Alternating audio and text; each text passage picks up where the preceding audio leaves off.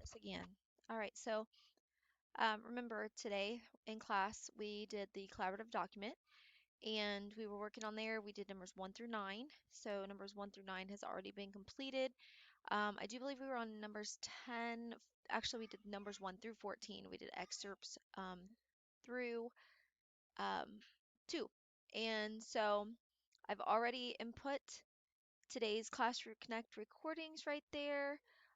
Your Padlet exit ticket is there, but you can do that um, later. I also have for tomorrow, you guys can either finish the questions 8.1 and check your responses with mine, and or you can take the quiz, whichever. Actually, can't take the quiz tomorrow. You gotta wait till Friday, unless you would somehow we would have a chance to open it up, but I don't think so. So, anyways, you have Um, a couple things that I wanted to kind of remind you. When I was looking, when we were talking like at the end of class, I noticed that many of you guys were struggling with ethos. And because of that, I was getting, I was trying to help you guys have enough understanding of what ethos was and fully getting that it's like it's your character, your credibility, and Patrick Henry tends to lean towards the credibility of or his trust in God, and that's normal. He does because that's what he believes is he believes that God is his authority. So um, that is who he leaned on, and you have a lot of biblical allusions in there specifically for that reason. Now, what I'm actually opening right now, guys, is this PowerPoint. Is trying to get you guys a little PowerPoint real quick so that you can see the speeches. Let's hope it's in here, and it's not. All right, hold on. So the speeches of the American Revolution, I was telling you about how um, you have your ethos, which is it's basically an appeal to the belief that a character is of high moral standing and refers to the trustworthiness of the speaker and the writer, and the audience must trust the presenter. Will the speaker or writer cause you harm? Um, and that's really important to realize. And then, like the pathos, the pathetic sympathy or empathy, and appeal to the emotions of the used to alter the mindset of the audience. How does the claim make you feel? Of course, then with logos, we're looking at patterns, convention, modes of reasoning. Do you see, you know, deal with the left side of the brain? Also uses the facts and reasoning. Um, ultimately, the author used several literary devices, of which was, I mean, high quality, obviously. But what he did was he took key components of the classical structure of Aristotle's rhetorical strategy, but then took it and used certain features and in order to get across what he wanted to do, which was to get them to agree to organize a militia.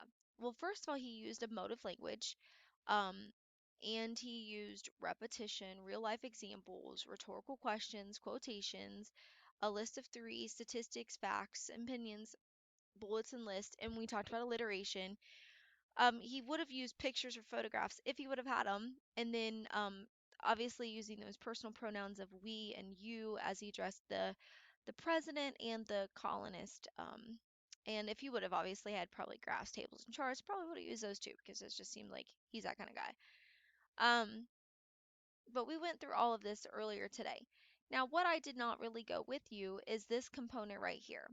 Okay, so when we're dealing with rhetorical strategies, we're dealing with what we call the rhetorical triangle. Now, the rhetorical triangle, we talked about how it is actually the situation of what's going on. Well, this is the situation in during that time frame is they needed to either choose freedom or choose slavery. And at that very moment, Patrick Henry's like, I would do anything other than choose slavery. And so he's like, it's 1775. I'm going to go and I'm going to to the Virginia Convention and I am going to present my ideas to get them to organize a militia. They did it, and 27 days later, is the battles of Concord and Yorktown.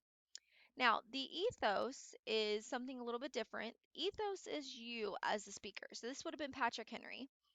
And then pathos is going to be the audience. So that would have been the colonist.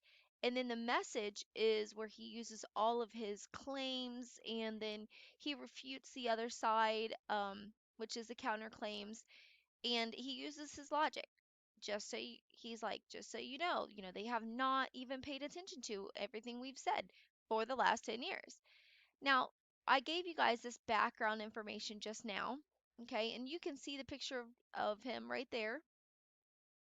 Now, we know that they ended up this simple, straightforward, classical strategy of an argument um, did get those wealthy delegates to take that military stance. Even though they had so much to lose if they did. We talked about exordium, about how it's the first two paragraphs, and we discussed how Patrick Henry used that to engage us.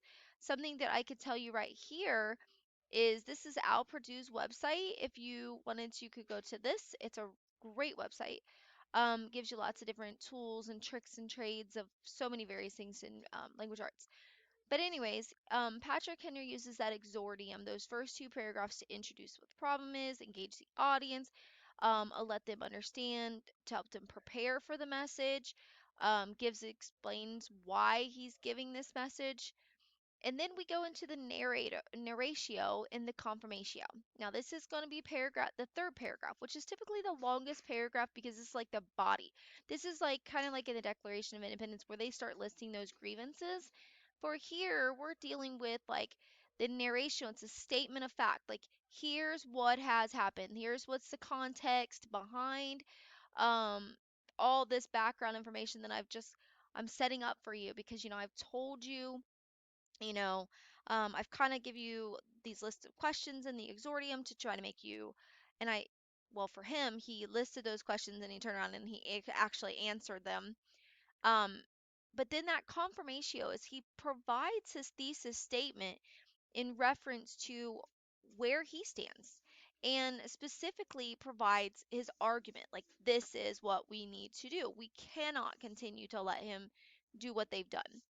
Then they go into the refutatio. This is going to be your fourth paragraph, and it's going to refute all the counter arguments. And he does this very skillfully by using the procation, pro, the pro. Oh my goodness, I always mess this word up so many times. Bear with me here.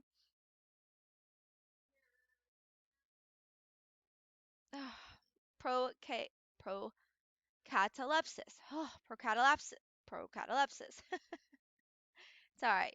We all have those words, right? And if we don't, I don't know what to tell you. You guys are perfect. I'm not. Anyways, the procatalepsis is where he really skillfully pulls in, like, this refutation of where he's like, I'm refuting and by giving you your counterclaim right up front. I'm not even going to ask you the question. I'm just going to say it. And then I'm going to tell you why you're wrong. And that's what he does. But I will tell you in the refutatio, it's really makes certain that you always, always, always um, show, both opinions, both sides. You cannot just shove all your opinions down someone's throat and never acknowledge that the other side might be right. Because if you do, then basically what it is you weaken your argument because then you're all logos, no ethos as to why you're that credible source that they can trust, and then also um a lot of times it's too passionate and it's too much on the pathos. So I will tell you if you use words like, well, despite such and such, or while I understand you think this, boom, and then you go straight into it. Now, the last piece is the peroratio, and that's the final paragraph. So it's kind of like a typical 5 paragraph essay, except for your introduction is 2 paragraphs versus one. And that's because speech is more fluid and it's um, more topic oriented. So this is going to form your conclusion. It's going to give you several purposes. It's going to restate your argument, it's going to amplify your reasoning, it's going to inspire an audience, or it's going to arouse emotional responses. Now, I am going to tell you, it's probably not going to do all of those things. It does not, because it might be a little overkill. But it might restate your argument to kind of bring it back to their forefront, the things that you said, summarizing it. And then again, if you want to call to action, like this is what we have to do, this is why we need to do it, okay?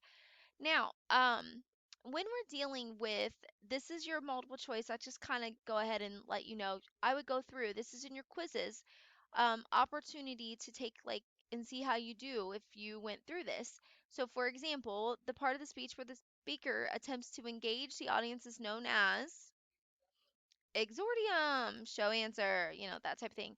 So you can go through each one of those, and that would be helpful for you. Now, um, I've already went through ethos, logos, and pathos, and kind of tried to give you that piece. I will also tell you that in here you have your rhetorical arguments broken down in your definitions for your vocabulary. But now we're just going to go ahead and we're going to go to our see how the class is doing right now, because it's only two of you are on there right now, which is, it is what it is. Up, I take that back. There's more than that. Watch them all disappear. Because I'm here. Now we have already started going through, and they've got all the way through 9, and then you can see where I've done some of this in here. And let's see. Nope, nobody's gotten any further, so they're probably waiting on me. So I'm going to tell you we are looking at an antithesis this time, a parallelism. We're going to be looking for more biblical allusions and hypophoras, in a rhetorical parenthesis, and a metonymy. Um, and they're like special types of metaphors. So in metonymy, something strongly associated with an element is substituted. So instead of saying like the White House, you might for the pres you might say that for the president. Or in a synodoche, synodoche is part of an element substitutes for the whole. So farm hands means farm laborers. You know, um, you're gonna be looking for one of those, and then we're going to talk about the three parts of his syllogism. Like you have a major premise, a minor premise, and then a conclusion. Like what's the big idea, which is some minor issues, and then also the conclusion as to what it happens. And then it's you have to cite text from that, so evidence from the text. Um, Obviously some imagery and some emotional appeals and stuff of that nature. Okay? So that's kind of an overview of what's happening in part 3. And then in part 4, we have your refutatio. So we're going to see if you can do that. We've got an ironic tone.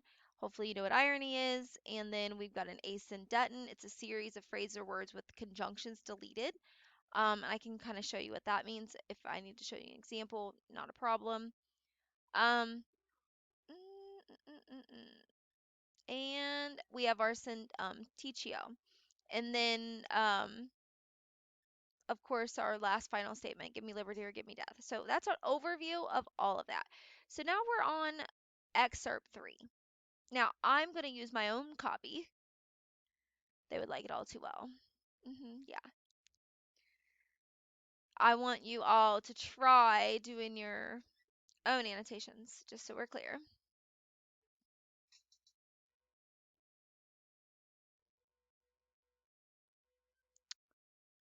All right, so here we are. I have but one lamp by which my feet are guided, and that is the lamp of experience. I know. So, okay. So this right here is actually a biblical allusion.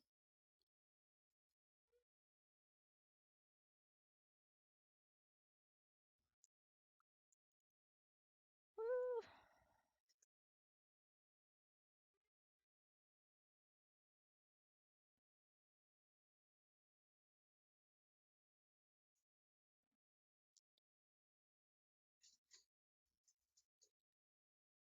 So it's Psalms 119 is what it is.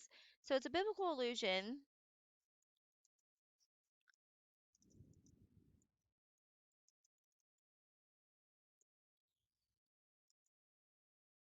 So 119, 105. And the metaphor, the lamp of experience. So there's actually two things going on here, um, which is why, he's trying to justify their fight as is divinely ordered. So this actually is giving you his justification here.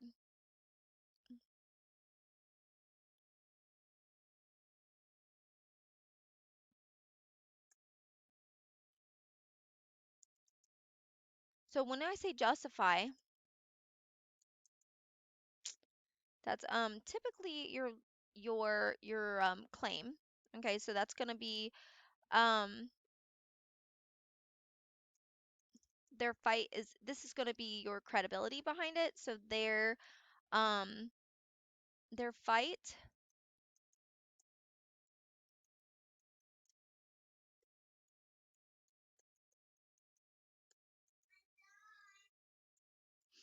um okay, so this is I know of no way of judging the future but by the past. And judging by the past, I wish to know what there has been in the conduct of the British ministry for the last 10 years to justify those hopes with which gentlemen have been pleased to solace themselves and to the house. So he questions us. He's like, please tell me, do you have any kind of hope? Again, we're coming back to that hope. So, he's like, again, so we have this repetition of the idea of hope. So we are going here.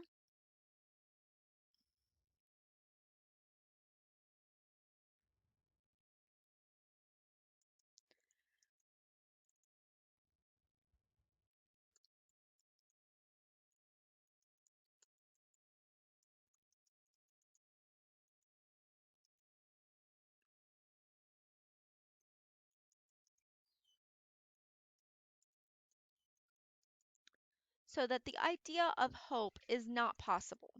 That's why he says it's solace, like console yourself. Like please to solace themselves, console themselves basically, and the house. So here we have, is it that insidious smile with which our petition has been lately received? So here he goes in and he starts asking you these questions. Is it been 10 years? So right here is our logic right here. He gives you exact number. So if we have a rhetorical appeal of logos.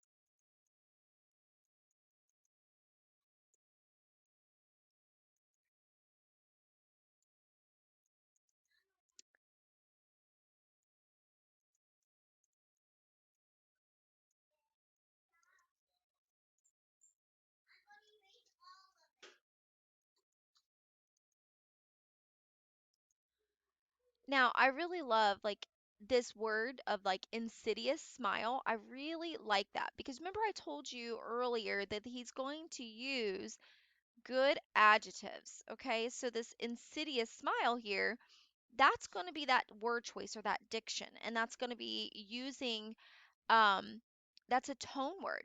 Okay, so if you recall, this is emotive or persuasive language. And here he uses insidious, okay? So, to describe the king's smile. So what we're going to do,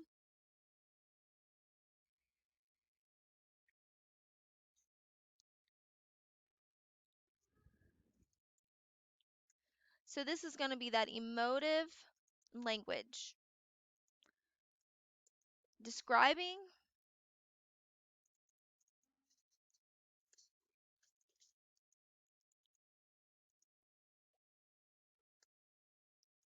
So basically, um, then he says, "Trust it not, sir. It will prove a snare to your feet." Okay, so um, a snare would be something that would catch you. Okay, again, um,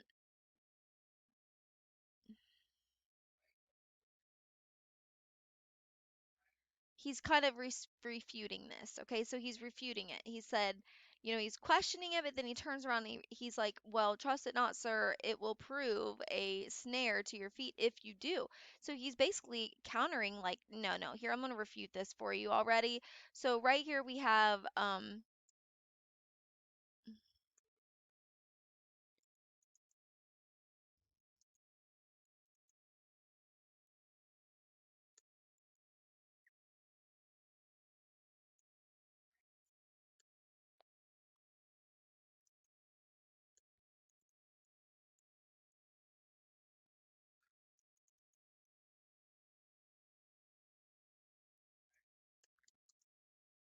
this appeals to the sympathy. Nope, pity.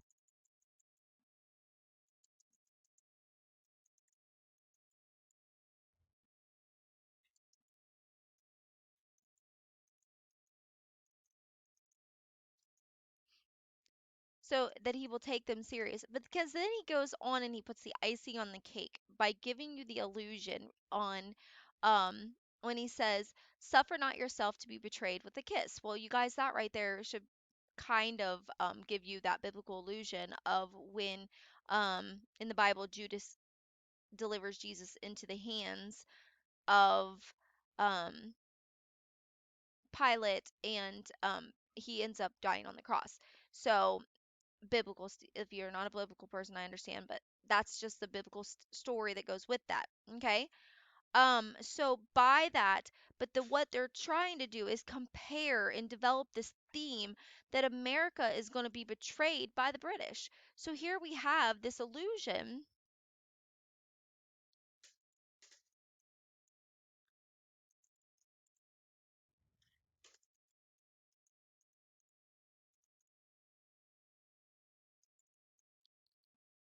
And I'm going to actually say almost the, well, it is the theme, but it goes here. Since this is a true story, it's typically a central idea. The theme of America.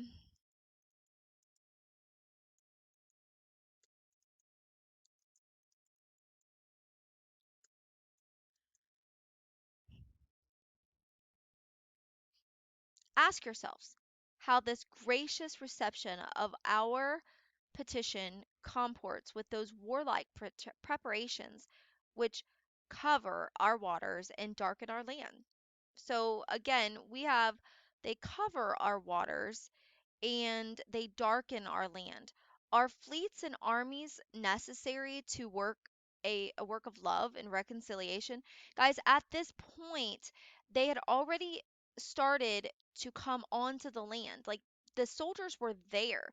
It's like the enemy was right in the backyard. Actually, a lot of them were staying in people's houses and they call that quartering, meaning that they could just basically take over a person's home and there's nothing you could do about it. And not only that, they had ships. Guys, that's what they're talking about. Are fleets and armies necessary to work to a work of love and reconciliation? He's trying to show you that no, this is not. Like, have we shown ourselves so unwilling to be reconciled that the force must be called in to win back our love? Huh. Let us not deceive ourselves, sir. These are implements of war and subjugation, the last arguments to which kings resort. I ask, gentlemen, sir, what means this martial array? If it's a purpose to be not to force us into submission. Can gentlemen assign any other possible motive for it? Has Great Britain any enemy in this quarter of the world to call for all this accumulation of navies and armies? No, sir, she has none. Now, mind you, they take in Britain is kind of like they use make it almost like it's a person. Okay, so this is where um this is normal. Make it a she, like Lady Liberty is a she, even though it's a statue. Statue of Liberty. So right here,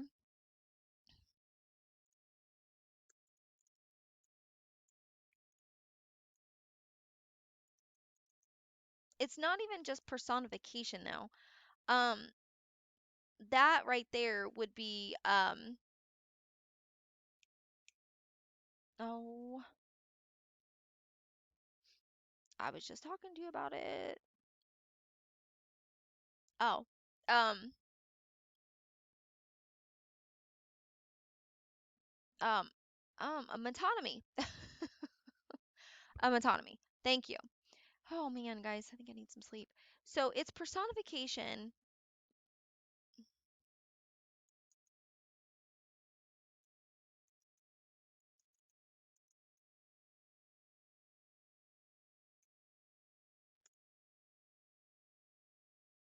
We're gonna go with that.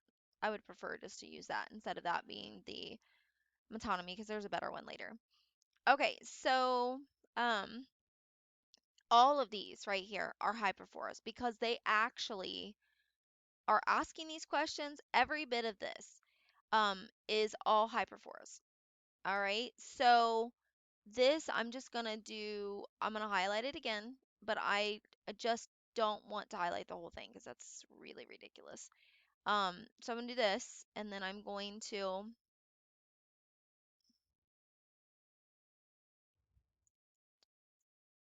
um, hypophora.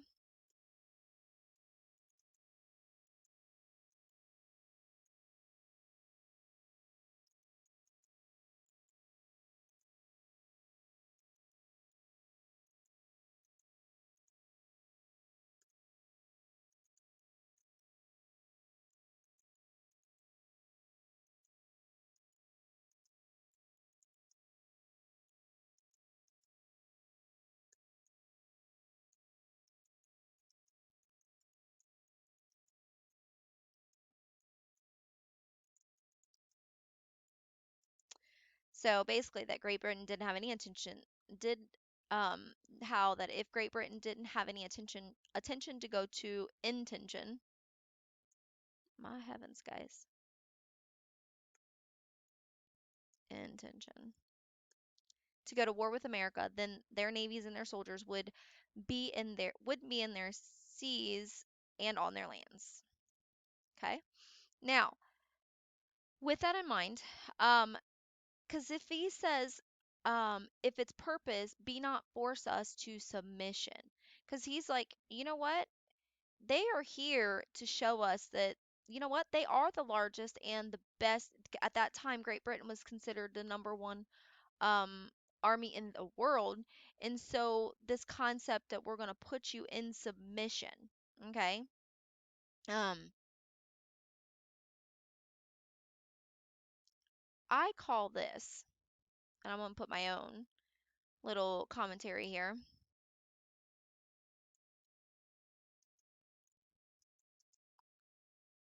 Mm,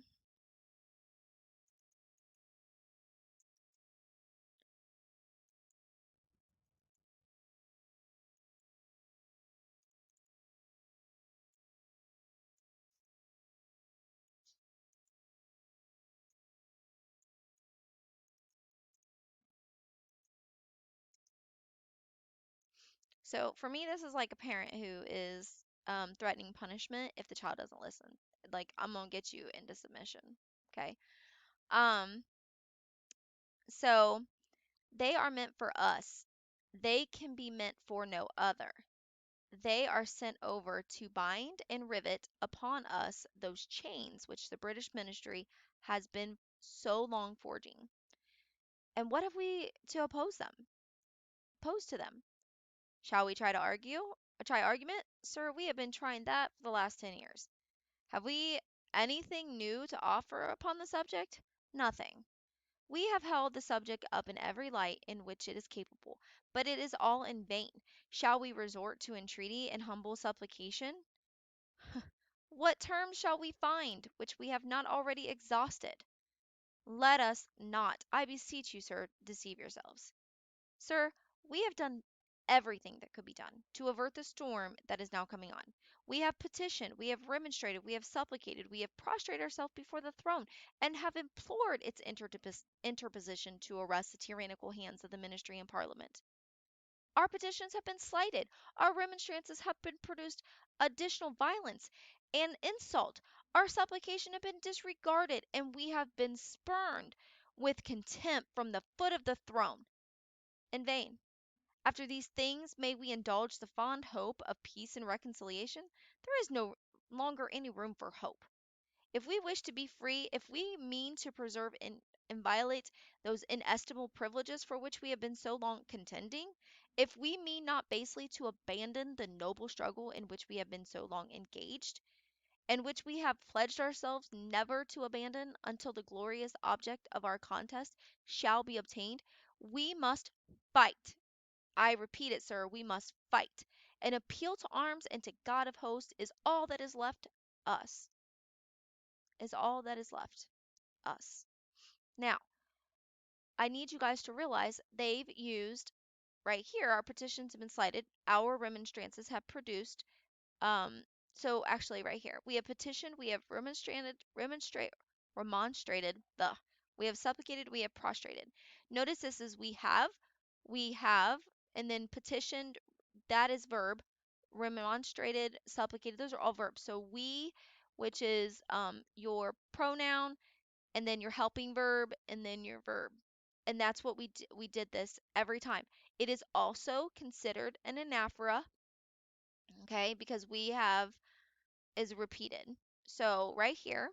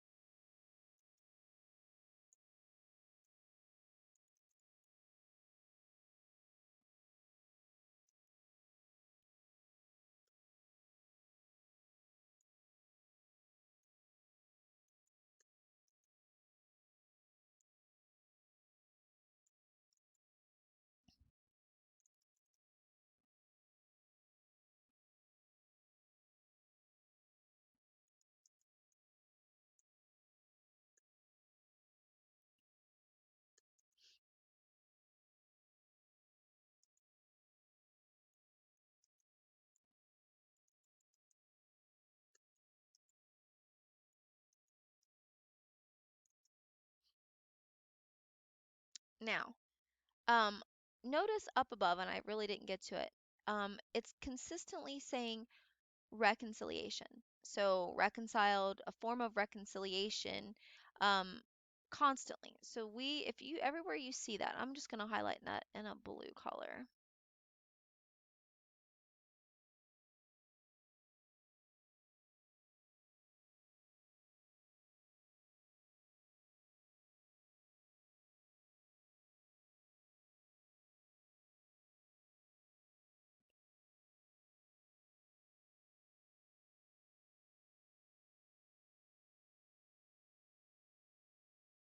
Hmm. Again, we're back to hope too. I'm going to change that one to green.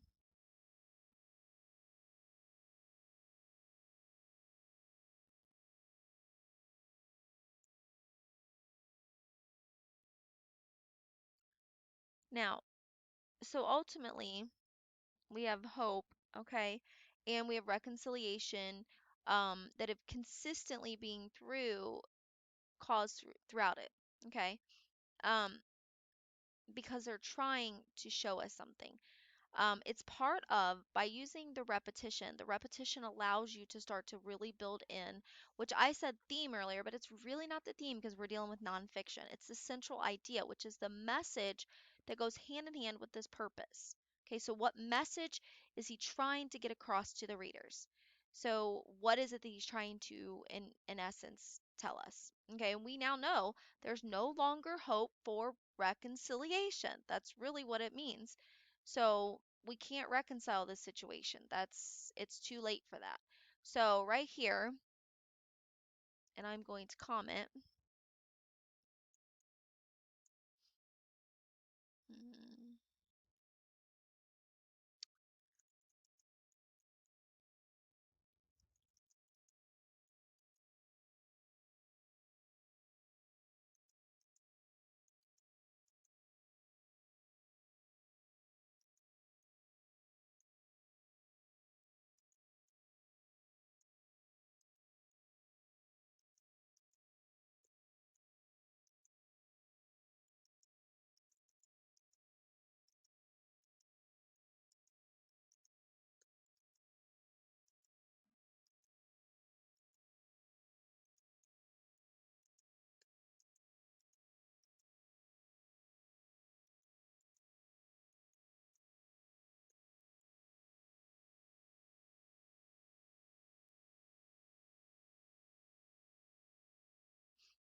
Now he does this because, again, think about how he is creating that narrative. He's giving you that narrative, basically. And the narratio, that's exactly what it is. It's a narrative. It's setting it up to kind of what we see in the news even. Here's the narrative. It's repeated over and over and over so that it gets in us that you can't you can't beat this. You cannot. So that it basically confirms why your argument is correct. Okay? So why he uses all of these logical things, the Navy's in there, you know, and then gives us this pathos right here because he throws that in there as well. That they're sent over, the soldiers have been sent over to bind and rivet upon those chains. Okay, so right here, to bind and rivet, that is some very strong word choicing.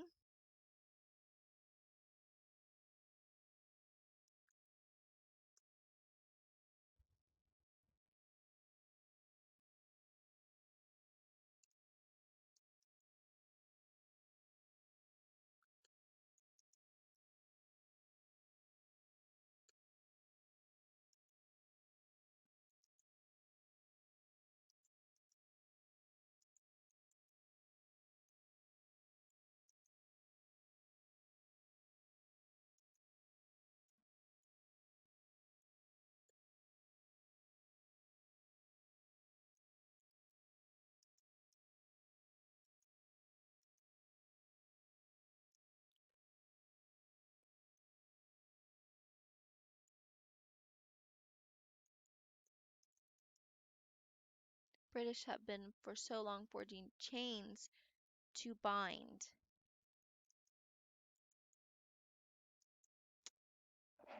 Okay. Now, um, I'm pretty sure that I think you guys can see that there's tons and tons and tons of hypophoras. Pick one, pull it out.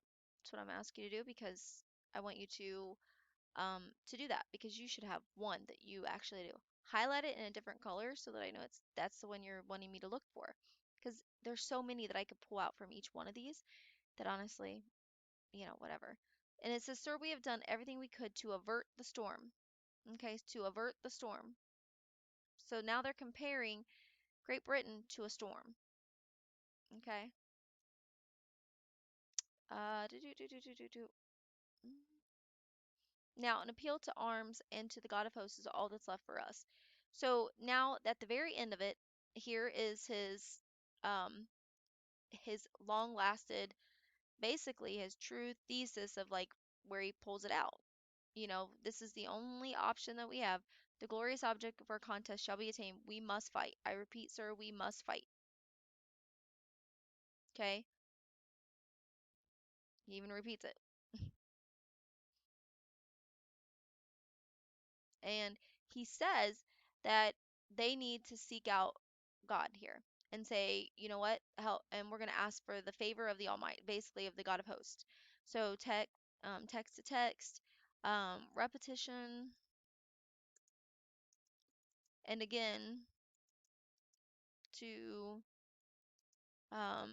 the trustworthiness.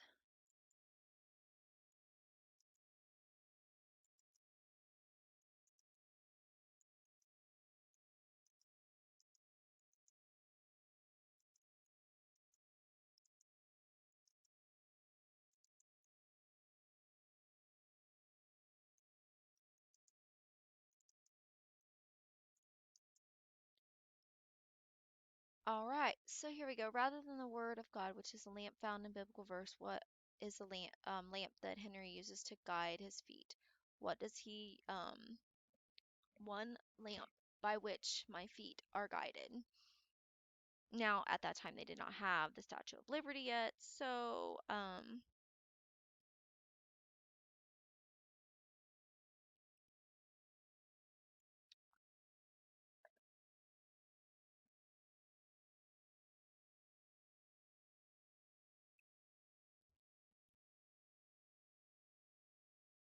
sorry, I'm over here trying to find something. Um, Hold on one sec. Okay, so I have added a couple more things.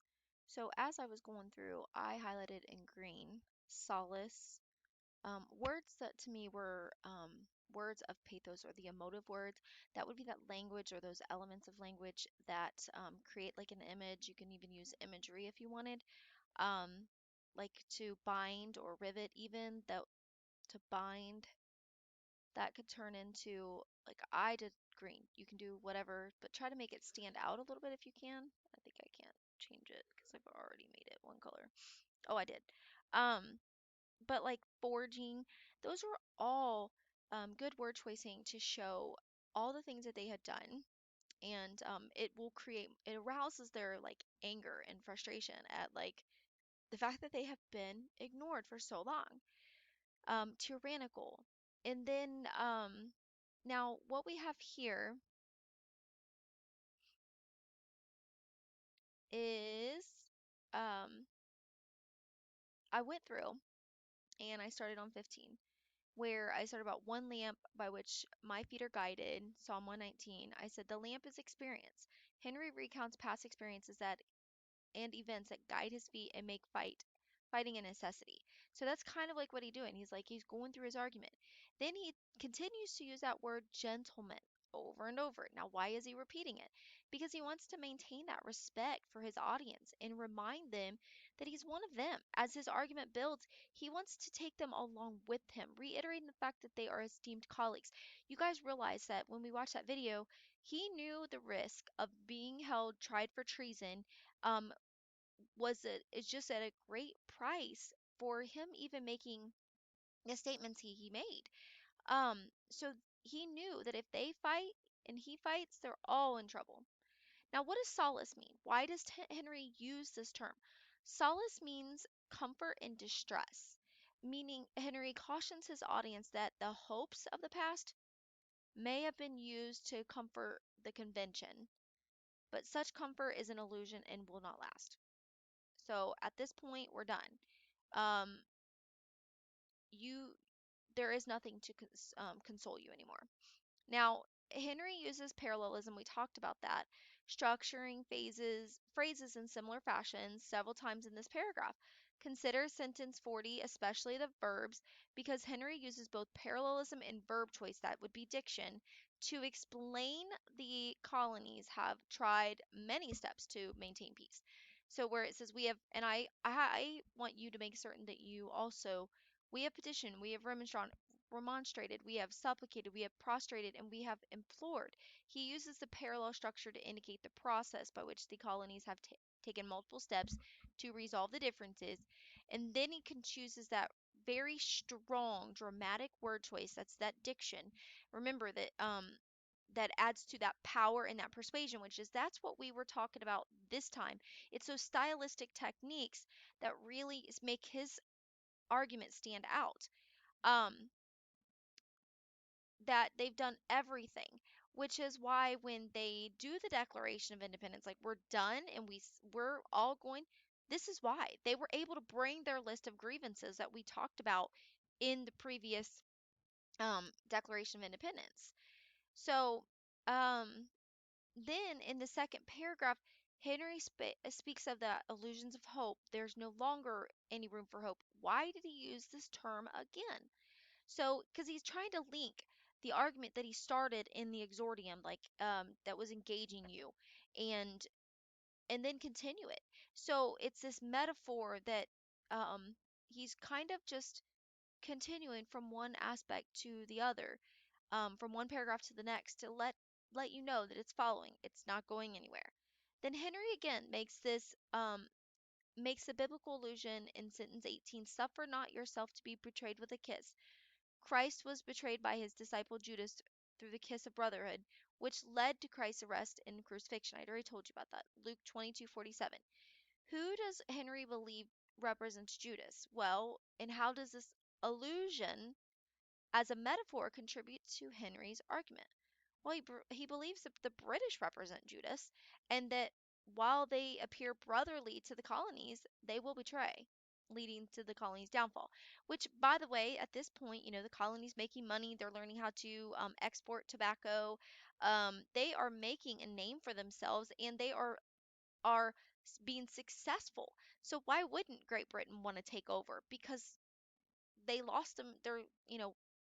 That's like a thorn in their side. They want control. So an antithesis is when you take two contrasting ideas and you put them together in order to um, you put two ideas together and then you make it to where you can contrast them, pointing out their differences. So in sentence 20, what does Henry contrast with love and reconciliation? What is the effect? So if you go back up to 20, okay, it says, are fleets and armies necessary to a work of love and reconciliation? Well, he's bringing your attention that the fact that that's war. That doesn't sound like love. Love and war are opposites, right? I mean, I would think so. Or reconciliation, to be reconciled in war, complete opposites there. And that's what fleets and armies are. So he contrasts them with fleets and armies. The effect is to highlight the fact that Great Britain does not consider love and reconciliation a viable strategy, since they have responded with fleets and armies, and these should be their last arguments to which the kings resort. Henry emphasized that Great Britain has already taken the matter past the diplomatic phase to the military level. So we know that hyperphora is a special type of rhetorical question, whereby a question is asked and then they answered by the speaker, as opposed to a rhetorical question, which is either not answered or has just a yes or no answer. A hyperphora is used to present to an audience the issues that they may have not considered in depth. So now you're going to have to find at least one example of a hyperphora in this paragraph and explain its contribution to Henry's argument. And I'm just going to kind of bypass that so that you don't. I want to see your response on that, okay? So Henry first mentions slavery in paragraph 1 when he contrasts it with freedom. Find an example of slave imagery in this paragraph. What is Henry's purpose in using this image? Well, you guys, to bind or to rivet. When he says he's forging the bonds of that they've been so long forging, those chains, okay? So again, that is convention delegates that he is going to see. You guys, they're the slaveholders. This is Virginia, okay? This is the place where they were having a hard press to even try to get rid of slavery because it was helping them to be rich. It is what it is, guys. So rhetorical parenthesis is the insertion into a sentence of an explanatory word or phrase. Consider sentence 42. In vain, after these things, may we indulge the fond hope of peace and reconciliation. Identify the parenthesis that Henry's purpose for including it. So, um, let's go back up to 42.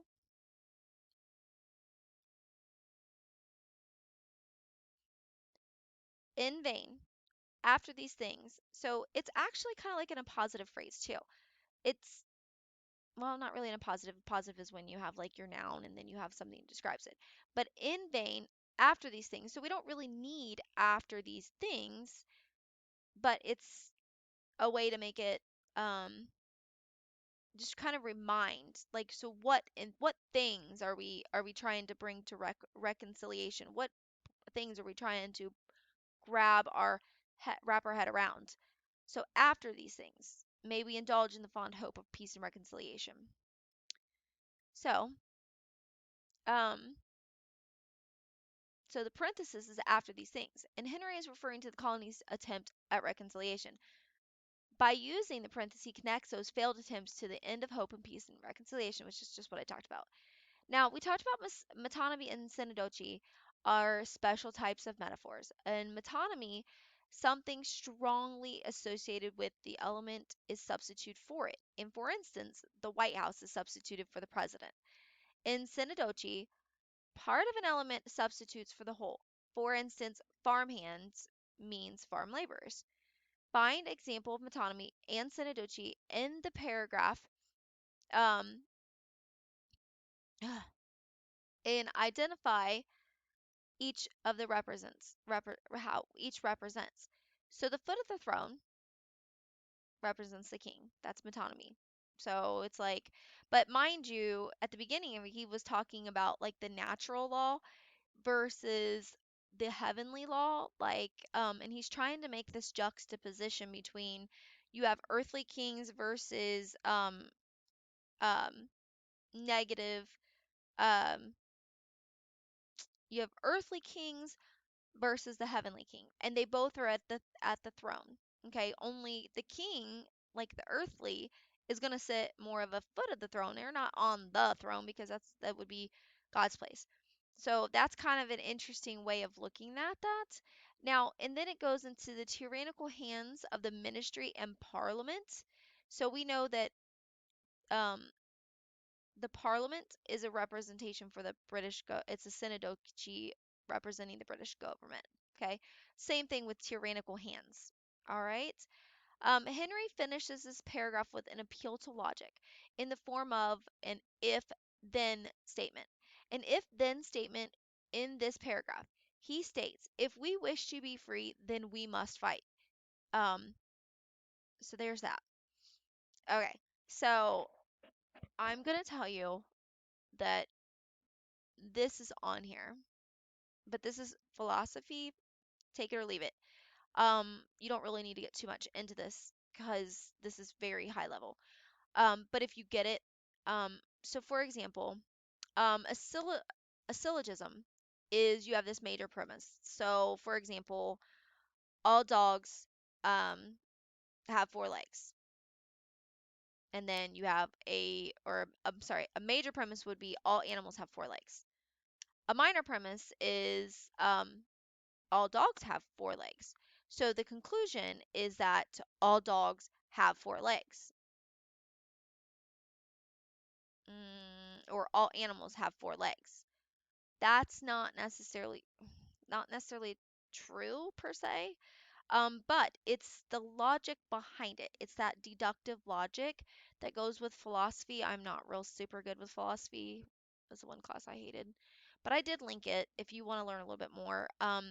That's what is in behind rhetoric, just behind it. Like it's this whole appeal to logic aspect of like if this happens then this means this is going to happen, so therefore we can conclude this is always going to be what the end result will be.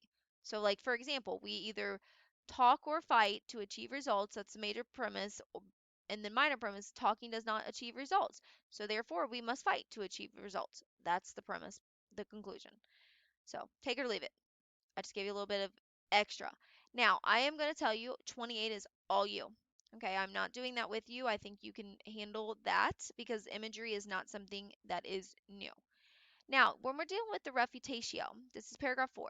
They tell us, sir, that we are weak, unable to cope with so formidable an adversary. But when shall we be stronger? Will it be next week or next year? Will it be when we are totally disarmed and when a British guard shall be stationed in every house? Shall we gather strength by irresolution and inaction? Shall we acquire the means of effectual resistance by lying supinely on our backs and hugging the delusion of phantom of hope until our enemies shall have bound us hand and foot? Sir, we are not weak if we make a proper use of those means which God of nature hath placed in our power. 3 million of people, armed in the holy cause of liberty, and such a country as that which we possess, are invincible by any force which our enemy can send against us. Besides, sir, we shall not fight our battles alone. There is a just God who presides over the destinies of nations, and who will raise up friends to fight our battles for us. The battle, sir, is not to the strong alone, it is to the vigilant, the active, the brave. Besides, sir, we have no election. If we were base enough to desire it, if it is now too late to retire from the contest, there is no retreat but in submission and slavery. Our chains are forged. They're clanking. May it be heard on the plains of Boston. The war is inevitable, and let it come. I repeat, sir, let it come. Okay, so here we go. I'm going to give you a couple of things on here, and I'm not doing the whole paragraph with you because, again, we're coming back to imagery of slavery, and I think you guys you can pull from that. Um, but an asyndeton is a little different. It's a series of phrasive words with conjunctions deleted. Okay. Um, And then we have um, one more that I'll help you with this one. The refutatio presents and refutes counterarguments. In paragraph 4, Henry uses procatalepsis, an argumentative strategy that anticipates an objection and then answers it. What argument does he anticipate, and what two rhetorical strategies does he use to refute it? So here we go. What we're having here is he uses that the argument that colonies are too weak. He answers it though through his appeals and like his shift in tone. Like you could hear me getting angrier and you can hear me. So they tell us, sir, that we are weak, unable to cope. But when shall we be stronger? Will it be next week? Will it be next year? So they tell us. So they actually, he poses the problem and then he answers it. Okay. So right here,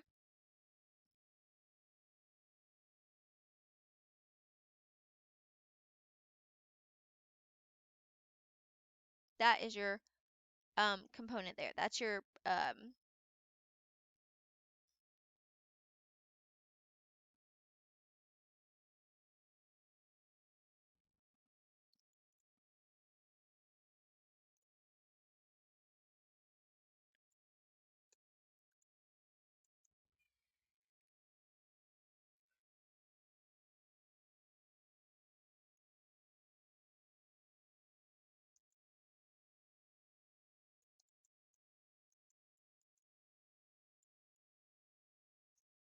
mhm.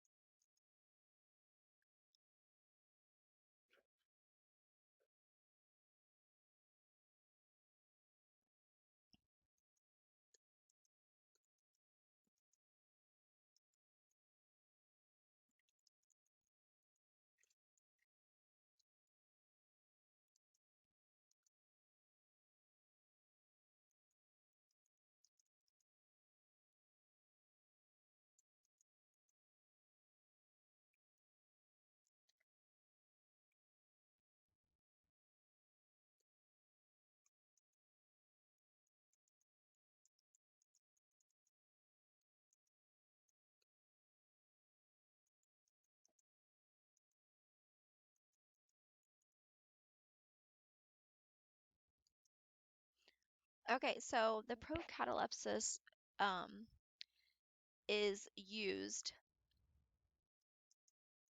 to anticipate that the argument that the colonists might bring up that they are too weak. He refutes this by questioning them and asking logically, what will we put up with? Additionally, pulls out the concept that they have God on their side, which is an appeal to ethos, again, that character or that credibility that he's trustworthy, he has never let them down, going back to that. Okay. Um, he he does use a anaphora again. Will it be? Will it be? And he consistently says that. Will it be? So we have this repetition.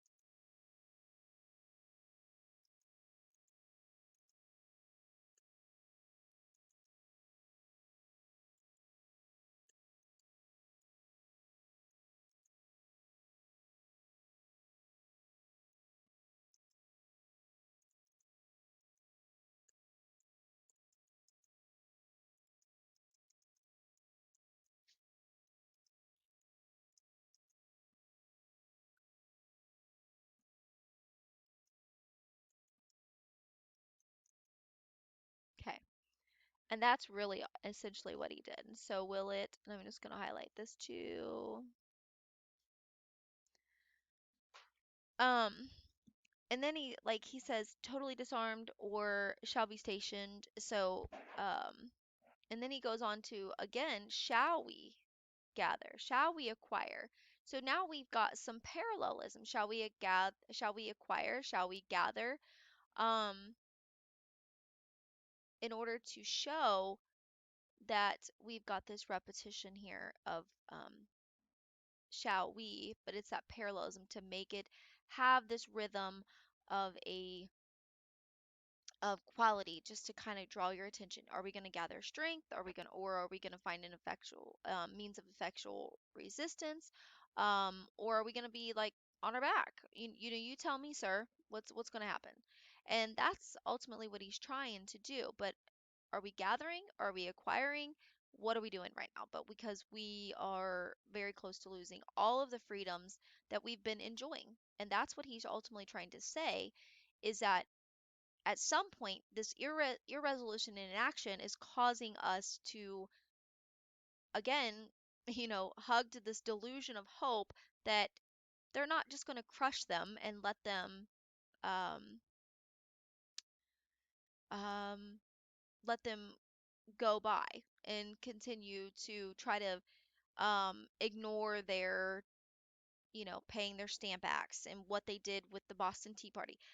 The king isn't going to allow that to happen by ignoring it. So eventually he's going to stamp it out with his foot. Um, so this kind of makes me laugh a little bit because it kind of reminds me of some of the things that's going on today. We have this concept of some people are like, well, I don't like that some of our freedoms are being taken. Okay, so what are you going to do about it? Then you see things like don't tread on me or like with the snake. And that's actually, I I think it was either West Virginia or Virginia. I can't remember. That's the Don't Tread on Me. That's their actual flag on their flag. You gotta look it up. But it's kind of ironic that it's coming back around over 230 some years later. That again we're dealing with this concept of liberty. What are people willing to um allow? And so this is kind of like what's going on in our culture right now, in our political realm, and a lot of the questions that people are raising. And again, that's this who's our Patrick Henry? Who will be our Patrick Henry of this generation? I don't know if anybody could ever be quite like him when it comes to his ability to communicate this effective. But here we go. Um,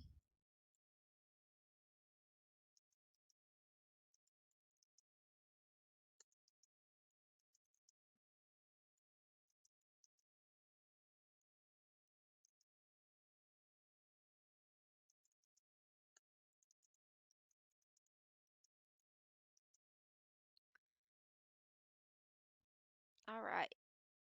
Now, I felt like it was really interesting. He says 3 million people 3 million people. So now he's given you an exact number of basic, pretty well, either a hyperbole or around that exact number is how many people were living in the United States at that point. So that right there is your logic. So he logos to show just how many were living.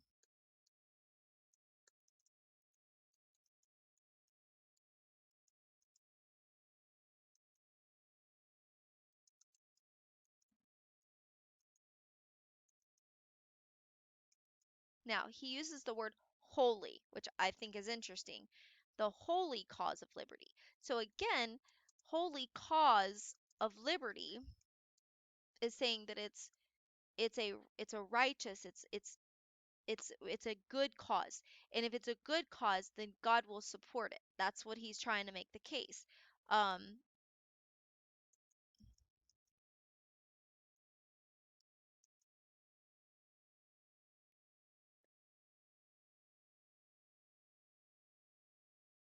all right. So, and then he says again, he's going in back in and saying, sir, sir, sir. you'll notice that multiple times in this area, that's what he's saying. Besides, sir, sir, besides, sir. And then he's doing it because he's like, hey, you and I, again, we're on the same wavelength here. So please listen to me. I know what I'm talking about. So I'm going to just highlight these again, those sirs, because that's a repetition that's on purpose, kind of like gentlemen, to, draw attention to the fact that we're all a sir here, that we all are men, okay? We're all men in a room, and we don't have to fight alone, okay? Because we're together and we're these gentlemen. We were gentlemen, but now we're men and we got to rise up and we got to fight this battle to keep our liberty. Okay? Because then he goes on to tell you there is no retreat but in submission and slavery. Oh. And then he goes, it's now uh their clanking may be heard on the plains of Boston. The war is inevitable. Let it come. Let it, sir. I say, let it come. So I told you guys also that there was um an Ace in Denton, which is where they don't have a any conjunctions. Well, let me just show you. So the battle, sir, is not to the strong alone. It is to the vigilant. It is um but to the vigilant, but to the active, but to the brave. So they take it out. So this is actually an Ace in Denton, because they're actually comparing. So the battle, sir, is not to the strong alone. It's actually to, so they're actually making a contrast here. So that's where that Ace in Denton is that I needed to kind of just draw your attention to. I'm going to highlight that in pink. So, because that's a higher level one, but it can be used. I've had many young people who do.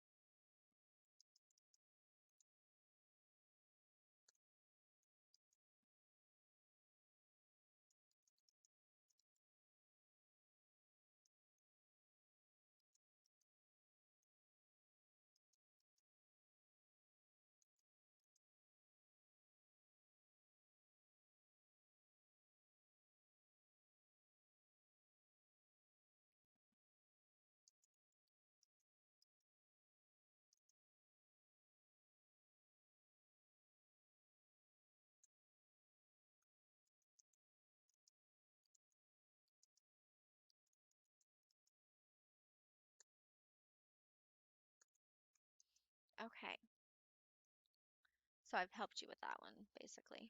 Um, and that's kind of number 34. So if you,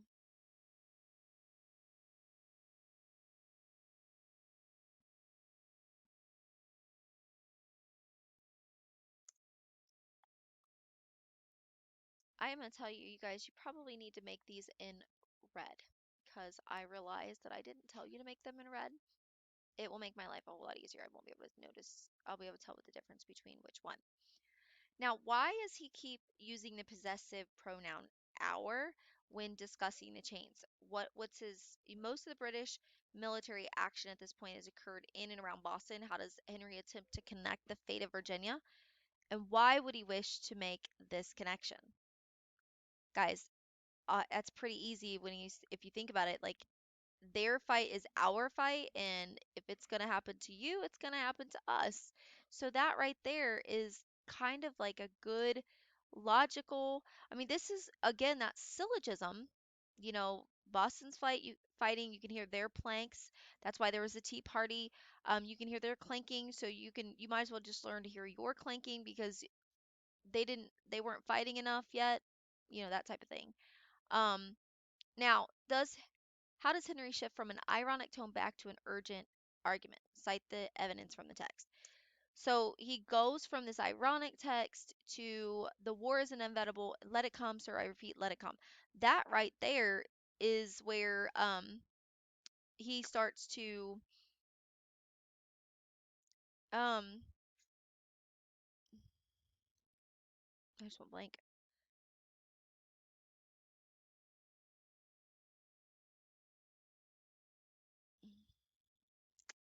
Well, there's a couple different responses for this one. Okay, so at first he's saying that we're weak, right? They tell us, sir, that we're weak, so that's ironic, right? But then he goes on and he says, well, we're 3 million. We've got 3 million of people. So, and um, we've got this huge, I mean, that's a huge amount of people. So that's ironic. But then he goes on to say, this is like, we don't have a choice at this matter. We've got to get to it. So, he goes from ironic, we're weak. But then what's happening is, but we've got all these people, we can do this. So he kind of like disputes what other people will say with the logic behind that. That, oh, well, we got 3 million, so sorry, we're not that weak. Okay. Um,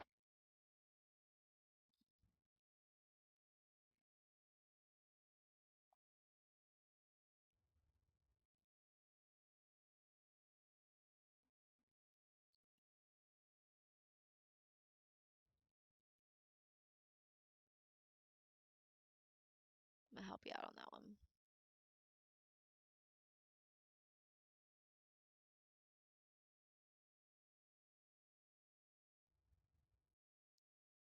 Now, I gave you the answer to this one.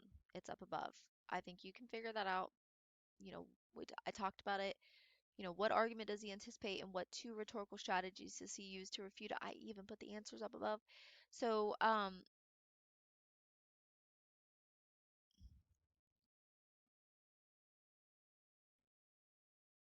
what? Hmm. I forgot one. What, sentence 58, what does Henry mean by we have no election? You guys, I think you could figure that out. I'm pretty sure you can figure that out. Do they have a choice? All right, so you've got the answer to this one. Number 30. Um, well, he uses all these questions, right? So Henry shifts tone in the beginning of the paragraph to the irony used in the language that conveys the opposite of the intent. I mean, how does he convey an ironic tone? Because he uses those rhetorical question. It's he's like, will it be when we are totally disarmed? It's like he's being like, what? Do you think this is funny? Or when someone's like sitting in our house, he's being sarcastic, guys. That's ultimately what he's doing. He's being sarcastic. So I'm gonna just put it up here. Mm,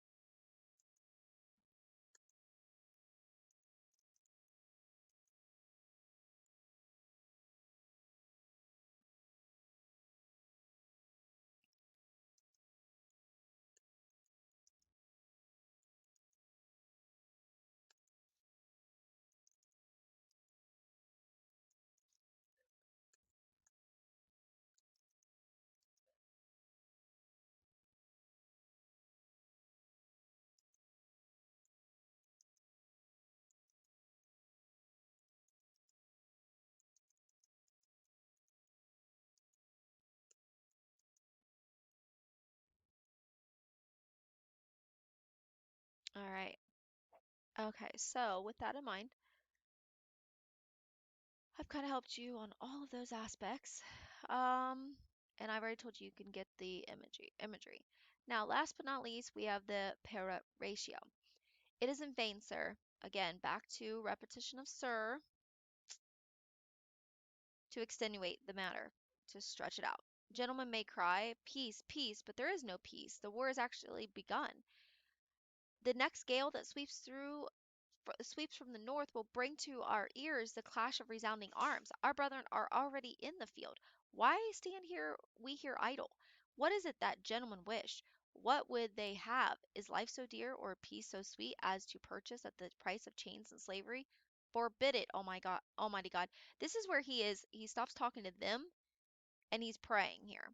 Okay, and you even saw that in the actual video if you watch that video. He's actually, oops, he's praying. Okay,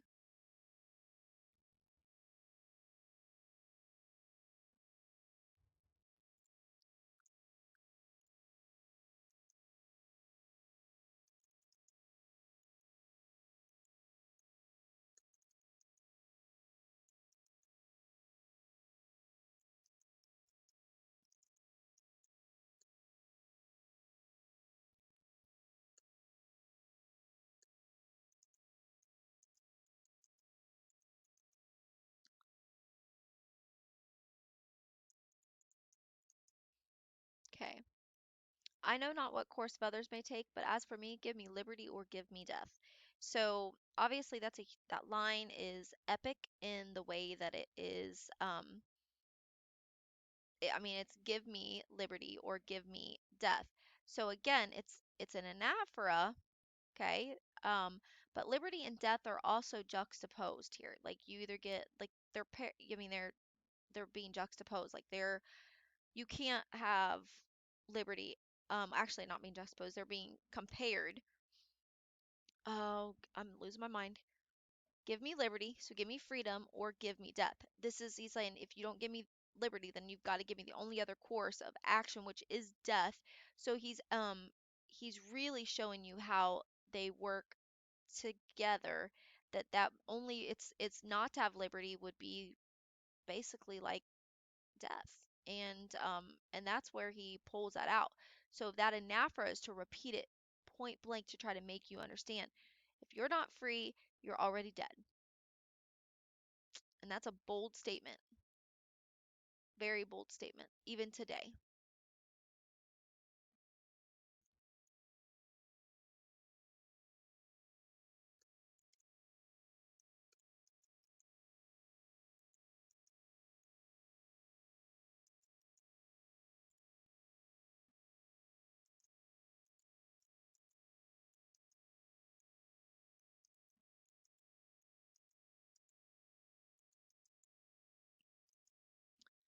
But think about what, many of these guys, they weren't too far removed away from um, the Puritan era that they wouldn't have known exactly what their families went through when they why they came here, many of them. Not Puritans, I shouldn't say Puritans, Pilgrims. They came here because they wanted to be free. They wanted to have a life where they could make their own choices, and that was huge. So that in a nutshell is why he brings that to the forefront. And the thing about it is he right before this is he says people are going to cry out peace, peace, but there is no peace. Guys, that is an illusion, okay? Um,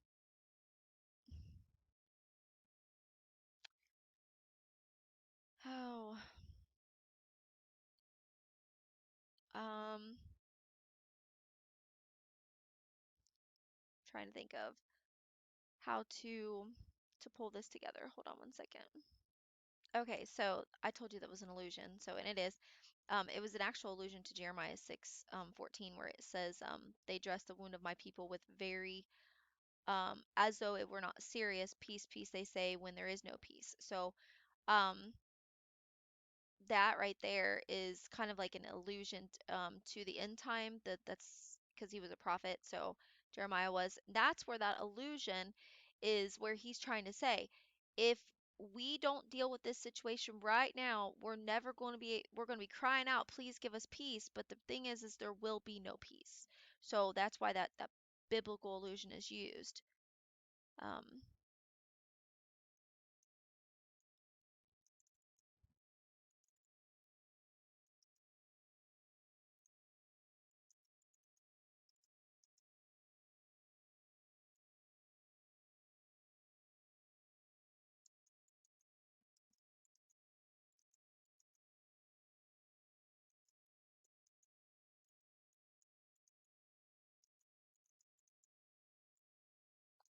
Okay, so the other thing that I told you that it, like Give Me Liberty or Give Me Death, that was also an anaphora, but in addition, it's that Sententia. Now, Sententia, I think I said that right again. Whew, that word is rough on me too. Some of these, yeah, Sententia. Okay, so it's a figure of an argument which is a witty or pithy maxim. So like the live or let live. I'm just kind of reminding you guys. And then all you have to do is again.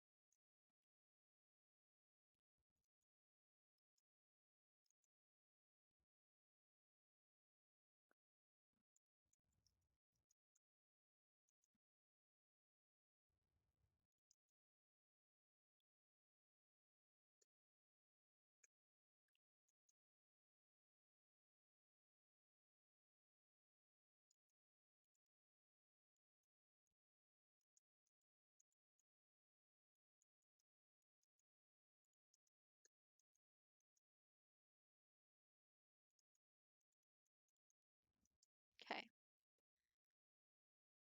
All right. So the para ratio or conclusion has several purposes, including to restate, to amplify reasoning, or to inspire an audience, or to arouse emotional response. Cite an example from the text of each of these four purposes. Okay, so if you were looking for to restate the argument, um, and he basically just says it's in vain, sir, to extenuate the matter. The war has actually begun. It's here. Sorry about your luck. Um, if you really must know, that would be one of the ways to think. Gentlemen may cry peace, peace, but there is no peace. So that's really what he's saying.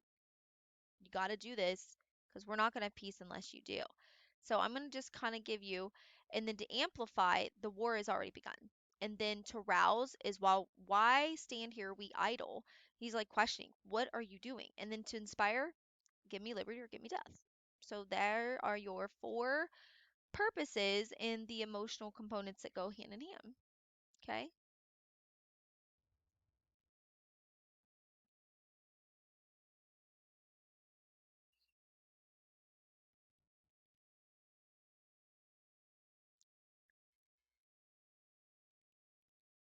So what image does Henry use to convey that the battle has already begun?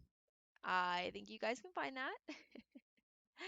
And then in sentences 70 through 73, um, he uses series of questions which directly challenge what is his purpose in asking these questions. I think you can figure that one out too because we've kind of been doing it the whole time. Now, Henry uses an antithesis to help clear up the contrast. What does he contrast in sentence 75? I already told you he contrasted liberty and death. I think you can figure that antithesis out since I've already kind of given it to you. Um, so it's funny because like this right here is three different aspects. This one line is three different things, three different pieces of rhetoric. How cool is that? He is such a good writer.